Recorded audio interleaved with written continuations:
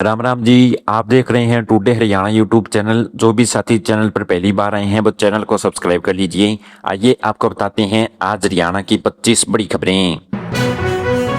हरियाणा के 16 जिलों में मौसम विभाग ने उमस और भीषण गर्मी को लेकर येलो अलर्ट जारी किया है। राज्य के अधिकांश हिस्सों में मानसून की रफ्तार थोड़ी धीमी पड़ गई है, जिससे लोगों को भारी बारिश के लिए अभी तक 3 दिन और इंतजार करना होगा। मौसम वैज्ञानिकों के अनुसार 3 दिन बाद राज्य में मानसून दोबारा पूरी तरह एक्टिव हो सकता है। आज प्रदेश के 6 शहरों में हल्की बूंदाबांदी होने के आसार बने हुए हैं, जिससे तापमान में मामूली गिरावट आ सकती है। वर्तमान में राज्य का नारनौल क्षेत्र सबसे गर्म रिकॉर्ड किया गया है, जहां लोग उमस से परेशान हैं। हरियाणा के किसानों के लिए सरकार ने महत्वपूर्ण दिशा निर्देश जारी किए हैं। राज्य में न्यूनतम समर्थन मूल्य यानी एमएसपी पर अपनी फसल खरीद बेचने और सरकारी खाद का लाभ उठाने के लिए मेरी फसल मेरा ब्यौरा पोर्टल पर पंजीकरण कराना अनिवार्य कर दिया गया है। किसानों के पास इस पोर्टल पर अपनी फसल का ब्यौरा दर्ज करने के लिए 31 जुलाई का आखिरी मौका है। यदि कोई किसान इस निर्धारित तारीख तक अपना रजिस्ट्रेशन नहीं करवाता है तो उसे सरकारी केंद्रों पर अपनी फसल बेचने और खाद की सब्सिडी लेने में भारी परेशानी का सामना करना पड़ सकता है। रियल एस्टेट क्षेत्र में धोखाधड़ी से बचने के लिए अरेरा गुरुग्राम ने घर और प्लाट खरीदने वालों के लिए जरूरी एडवाइजरी जारी की है। इसके तहत आम जनता को सलाह दी गई है कि वे किसी भी प्रॉपर्टी को खरीदने से पहले केवल पंजीकृत रियल एस्टेटों के माध्यम से ही सौदा करें। बिना रजिस्टर्ड एजेंटों से प्रॉपर्टी खरीदना भारी पड़ सकता है और आपका पैसा फंस सकता है। सौदा को पूरी तरह पारदर्शी और सुरक्षित बनाने के लिए रेरा कानून के तहत पंजीकरण को अनिवार्य कर दिया गया है, जिससे भविष्य में किसी भी कानूनी विवाद समय पर खरीदारों को पूरी तरह सुरक्षा मिल सके। प्रधानमंत्री नरेंद्र मोदी आज हरियाणा, पंजाब और केंद्र शासित प्रदेश चंडीगढ़ को 26,800 करोड़ रुपए की बड़ी विकास परियोजनाओं की सौगात देने जा रहे हैं। इस भारी भरकम बजट के जरिए तीनों क्षेत्रों में नए रेलवे स्टेशन का आधुनिकीकरण और नए अस्पतालों का निर्माण किया जाएगा। इस बड़ी सौगात से सबसे बड़ी खास बात यह है कि इसमें देश की पहली इको फ्रेंडली हाइड्रोजन ट्रेन परियोजना भी शामिल है, जिसका लोकार्पण और शिलान्यास पीएम मोदी द्वारा किया जाएगा। इस परियोजना के शुरू होने से इन राज्यों में बुनियादी ढांचे और स्वास्थ्य सेवाओं को एक नई मजबूती मिलेगी।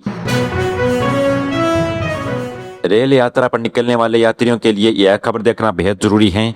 दिल्ली छावनी यानी दिल्ली कैंट रेलवे स्टेशन पर चल रहे बड़े अपग्रेड और मरम्मत कार्य के कारण आगामी 13 अक्टूबर तक 15 से ज्यादा प्रमुख ट्रेनों का ठहराव बंद कर दिया गया है। इस विकास कार्य की वजह से रेवाड़ी रूट से आने जाने वाली कई लंबी और छोटी दूरी वाली ट्रेनों का संचालन सीधे तौर पर प्रभावित रहेगा। रेलवे ने यात्रियों से अपील की है कि वे किसी भी असुविधा से बचने के लिए घर से निकलने से पहले अपनी ट्रेन की सही स्थिति और बदले हुए टाइम टेबल की जांच अवश्य जरूर कर लें। हिसार के महाराजा अग्रसेन अंतर्राष्ट्रीय एयरपोर्ट पर पिछले दिनों एक विमान के गलत रनवे पर उतरने का एक गंभीर मामला सामने आया। इस बड़ी लापरवाही को देखते हुए डीसीए और एवीआई स्वीप के बीच उच्च स्तरीय जांच के दौरान हिसार हवाई अड्डे पर टीम पहुंची है। इन टीमों ने घटना से जुड़े हर तकनीकी पहलू की गहनता से जांच शुरू कर दी है। जांच दल द्वारा वहां के तैनात अधिकारियों और एयर ट्रैफिक कंट्रोल कर्मचारियों से पूछताछ की जा रही है। सुरक्षा मानकों से इन चूक से असली कारणों पता लगाने के लिए घटनास्थल की बारीकी से जांच की जा रही है। हरियाणा सरकार ने एनसीआर क्षेत्र में प्रदूषण को घटाने और पर्यावरण के अनुकूल यातायात को बढ़ावा देने के लिए इलेक्ट्रिक वाहन नीति में एक बड़ा बदलाव किया है। इसके तहत झज्जर समेत राज्य के 4 प्रमुख जिलों में 500 नई इलेक्ट्रिक बसें चलाई जाएंगी और वाहनों को चार्ज करने के लिए 200 आधुनिक चार्जिंग स्टेशन बनाए जाएंगे। सरकार की इस नई नीति के तहत ईच वाहन खरीदने वाले आम लोगों को मिलने वाली सब्सिडी सीधे उनके बैंक खाते में ट्रांसफर की जाएगी। इस कदम से राज्य में इलेक्ट्रिक गाड़ियों की बिक्री बढ़ेगी और सार्वजनिक परिवहन सुगम होगा। नूंह जिले के ताबूड़ा क्षेत्र में जिला प्रशासन और नगर आयोजन विभाग ने मिलकर अवैध निर्माण के खिलाफ एक बड़ी कार्रवाई की है। जिला नगर आयोजन अधिकारी विनेश कुमार के नेतृत्व में भारी पुलिस बल के साथ पहुंची टीम ने बावला चौक बाईपास पर बुलडोजर चलाया। इस दौरान बिना किसी अनुमति और बिना नक्शे के किराए के लगभग 6 एकड़ भूमि पर अवैध रूप से विकसित की जा रही थी। 3 कॉलोनियों को पूरी तरह जमींदारों पर ध्वस्त कर दिया गया। प्रशासन ने साफ किया है कि क्षेत्र में किसी भी तरह की अवैध निर्माण या प्लॉटिंग को बर्दाश्त नहीं किया जाएगा। हरियाणा के रेवाड़ी में खाद्य एवं आपूर्ति विभाग की बड़ी लापरवाही सामने आने के बाद 3 गांव के राशन डिपो की सप्लाई को तुरंत प्रभाव से सस्पेंड कर दिया गया। इन डिपो होल्डर्स का आरोप है कि इन्होंने हाल ही में हुई बारिश के पानी से भीगे हुए 45 कट्टे गेहूं और 20 कट्टे चीनी को सुखाकर जबरन गरीबों को बांटने की कोशिश की थी। इसका एक वीडियो भी सोशल मीडिया पर वायरल होने के बाद विभागीय टीम ने मौके पर जाकर जाँच की। जाँच में गंभीर खामियां और राशन के सड़ने की पुष्टि होने के बाद प्रशासन ने यह सख्त कार्रवाई की है। सिरसा के विधायक गोकुल सेतिया और बिजली निगम के एक जई के बीच फोन पर हुई बातचीत का कथित ऑडियो सोशल मीडिया पर तेजी से वायरल हो रहा है। इस ऑडियो में विधायक गोकुल सेतिया एक स्थानीय कॉलोनी में लंबे समय से चल रही बिजली की समस्या को लेकर अधिकारियों से बात कर रही हैं। बातचीत के दौरान विधायक ने जई पर जनता से बदतमीजी करने और उनका फोन न उठाने के गंभीर आरोप लगाए हैं। ऑडियो में दोनों पक्षों की तीखी बहस हो रही है, जिसमें विधायक अधिकारियों को ठीक से काम करने और फोन रिकॉर्डिंग मंगवाने की बात कहते सुनाई दे रहे हैं। झज्जर जिले में यातायात नियमों की अनदेखी करने वालों को और संग्रहित वाहनों के खिलाफ पुलिस का विशेष अभियान लगातार जारी है।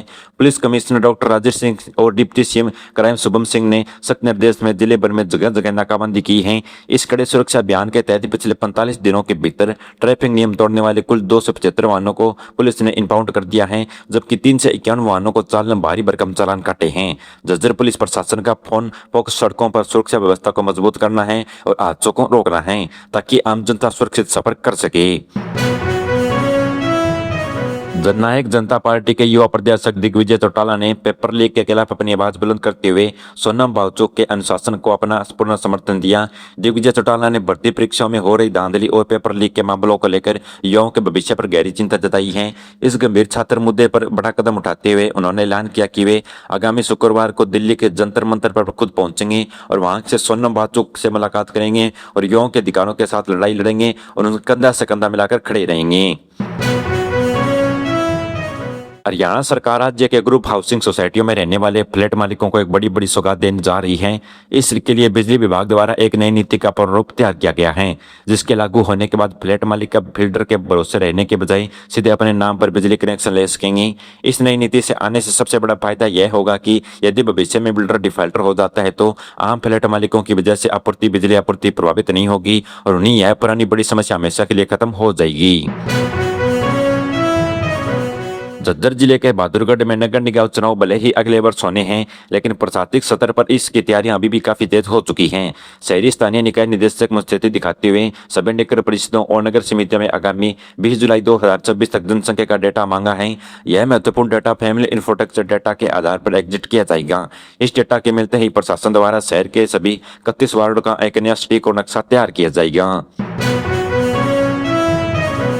बल्लभगढ़ क्षेत्र के हजारों स्थानीय निवासियों और राहगीरों के लिए बेहद शानदार और राहत की खबर सामने आई है।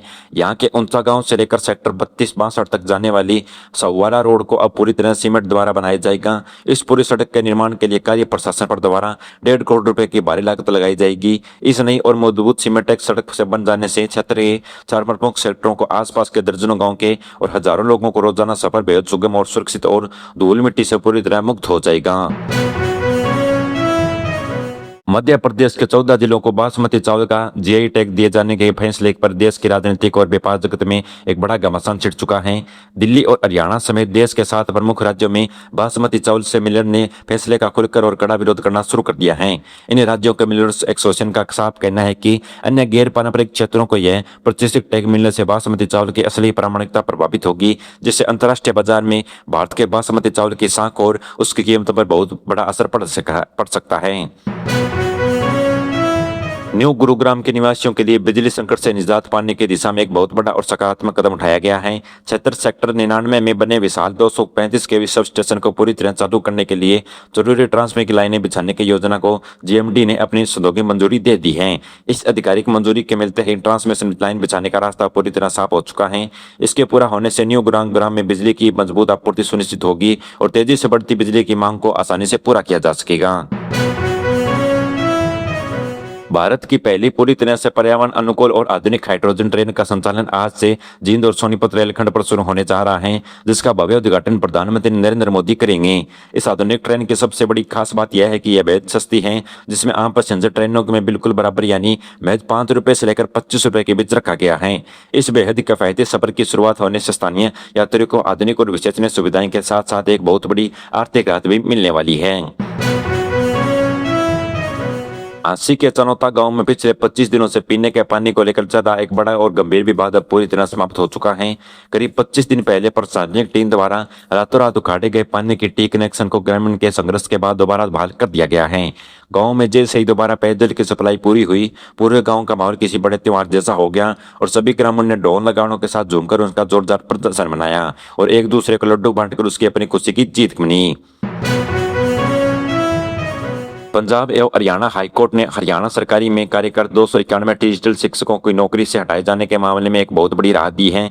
माननीय हाईकोर्ट ने एचएससी द्वारा जारी किए गए नए संशोधित चयन परिणाम में तुरंत प्रभाव से अतिक्रमण रोक लगा दी है। अदालत ने बिना किसी पूर्व नोटिस या सूचना के इन लंबे समय से कार्यरत शिक्षकों को सेवा से हटाए जाने के लिए आयोग की इस कार्रवाई को पूरी तरह से अनुमति को गलत ठहराया है, जिससे इन शिक्षकों को बड़ी संजीवनी मिली है। फरीदाबाद के निवासियों को अब केमिकल युक्त और गंदे पानी की बड़ी समस्या से बहुत जल्द छुटकारा मिलने वाला है। शहर के अलग अलग औद्योगिक इलाकों में निकलने वाले रासायनिक पानी को साफ करने के लिए प्रशासन एक बड़ा कदम उठाने जा रहा है। इसके तहत करीब 800 करोड़ रुपए की भारी भरकम लागत से 3 नए सीटीपी प्लांट बनाए जाएंगे। इन आधुनिक प्लांट के चालू होने के बाद फैक्ट्रियों का प्रदूषित पानी पूरी तरह ट्रीट हो जाएगा। इस बड़े प्रोजेक्ट से न केवल खेतों की फसलों और उपजाऊ भूमि को नुकसान होने से बचाया जा सकेगा, बल्कि इनका भूजल स्तर भी प्रदूषण की चपेट में आने से पूरी तरह सुरक्षित होगा। कुरुक्षेत्र जिले के विवाद क्षेत्र में बिना किसी पूर्व सूचना के हो रही अघोषित बिजली कटौती को लेकर स्थानीय ग्रामीण का गुस्सा फूट रहा है। इलाके में बेसी मांजरा गांव में लंबे समय से चल रही बिजली की भारी किल्लत से तंग आकर बड़ी संख्या में लोग इकट्ठा हुए और उन्होंने सीधे पावर हाउस का घेराव कर लिया। ग्रामीण इस भीषण गर्मी में हो रही कटौती से बेहद परेशान थे। मौके पर जब बिजली निगम के एसडीओ और जई पहुंचे तो गुस्साए प्रदर्शनकारियों ने उन्हें वहां घेर लिया और जमीन पर धरने पर बैठा लिया। ग्रामीणों की मांग है कि जब तक उनके क्षेत्र में नियमित रूप से बिजली सप्लाई बहाल नहीं की जाएगी तब तक उनका यह विरोध जारी रहेगा। मेरे द्वारा बताई गई खबरें आपको कैसी लगी कमेंट बॉक्स में जरूर बताइएगा। चैनल को सब्सक्राइब कर लीजिए। धन्यवाद।